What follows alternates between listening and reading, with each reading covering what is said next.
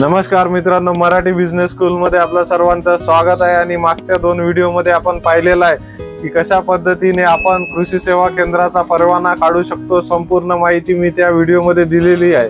आणि त्यानंतर एक व्हिडिओ बनवला होता आपण ज्यामध्ये कृषी सेवा केंद्र व्यवसाय वाढवण्याचे सूत्र असे जबरदस्त असे पॉइंट मी तुमच्यापर्यंत घेऊन आलेलो होतो।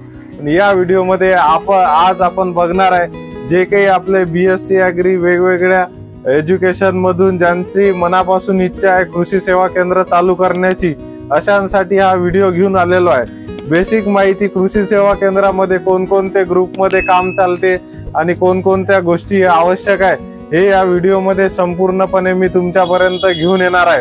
तर BSc ॲग्री झाल्यानंतर ज्यांना कृषी सेवा केंद्र चालू करायचं असेल त्यांनी हा आवर्जून व्हिडिओ पाहावा।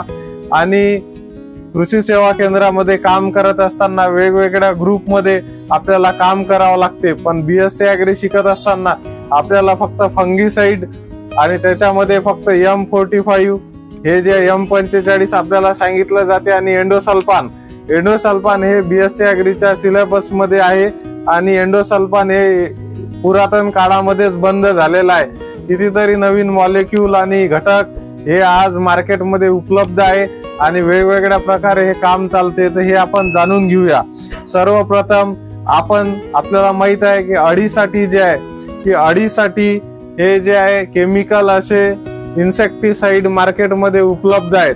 हे वेगवेगळ्या अळीसाठी हे वापरल्या जाते आणि याच्यासोबतच काही याच्यामध्ये ऍड करून जे गॅस पॉइझन सुद्धा आहे, म्हणजे क्लोरो प्लस सायपरमेथ्रिन असं जबरदस्त असा ॲटम जो आहे तो आपल्या याच्यामध्ये आहे। आणि जेणेकरून कुठल्याही प्रकारची अळी हे राहणार नाही। तर अळीसाठी आपण असं सुंदर असं प्रोडक्ट हे देऊ शकतो।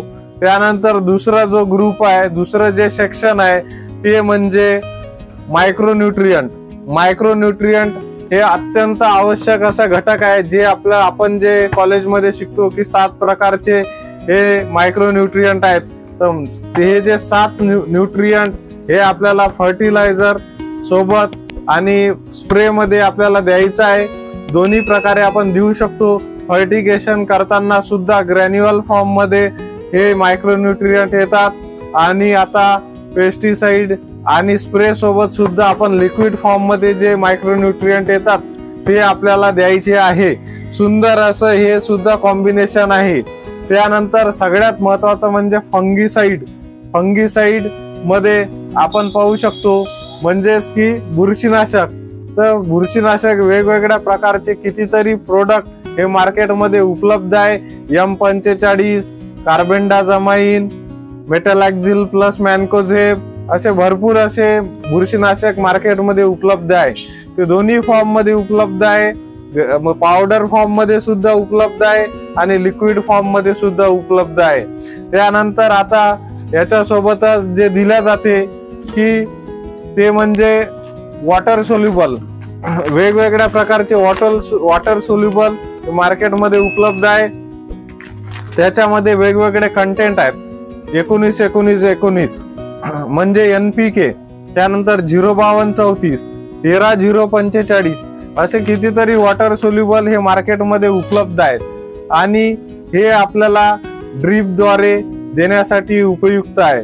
आपण ड्रिंचिंग सुद्धा या गोष्टीची आपण करू शकतो। सुंदर असं हे एक ग्रुप आहे। त्यानंतरचा ग्रुप म्हणजे हर्बिसाइड म्हणजे की तणनाशक। आज मजुरांची मारामार जिकडे तिकडे आपल्याला पाहायला मिळते, तर तणनाशक हे सगळ्यात आवश्यक असा गोष्ट आहे। तर हे तणनाशक सुद्धा हे एक ग्रुप आहे आणि वेगवेगळ्या करोडो रुपयाचा बिझनेस या तणनाशकाचा आहे आणि शेतकऱ्यांसाठी वरदान हे असं तणनाशक हा एक ग्रुप आहे। त्यानंतर आता खताची प्रत्येक ठिकाणी अडचण जाणवते, पण खतासाठी जे आहे 50 किलोचं गोणी वाहून नेणं, शेतात टाकणं, त्याच्यासाठी लेबर, या सगळ्या गोष्टी खूप असा इम्पॉसिबल झालेल्या आहे। लेबर आज मिळत नाही आहे। म्हणून एक नवीन संशोधनातून आपल्यापर्यंत आलेलं आहे हे जे लिक्विड फॉर्म मध्ये NPK, लिक्विड फॉर्म मध्ये 50 किलोची बॅग तुम्हाला टाकायचं काम नाही।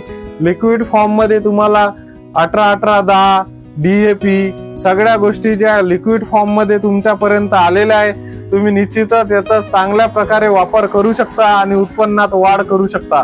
सुंदर असा हा ग्रुप आहे, हा नवीन ग्रुप ऍड झालेला आहे मागच्या 1 वर्षात। त्यानंतर जे आहे चिलेटेड मायक्रोन्यूट्रिएंट म्हणजे प्युअर फॉर्म मध्ये जे मायक्रोन्यूट्रिएंट आहे ते तुम्हाला याच्यामध्ये मिळते। नेमकं तुमच्या मातीचं परीक्षण करून तुमच्या शेतामध्ये बोरॉन झिंक काय कमतरता आहे तर ते सेपरेटली तुम्ही हे त्याच्यामध्ये ऍड करू शकता। सुंदर असं हे याच्यामध्ये जो आहे चिलेटेड फॉर्म मध्ये हा ग्रुप आहे। त्यानंतर येते PGR म्हणजे प्लांट ग्रोथ रेग्युलेटर। तर हे जे आहे तो PGR चा प्रचंड असा सेल आहे आणि चांगला असं पिकांच्या वाढीसाठी हे आवश्यक असा ग्रुप आहे। अशा ग्रुपमध्ये हे कृषी सेवा केंद्राचं विभाजन झालेलं आहे।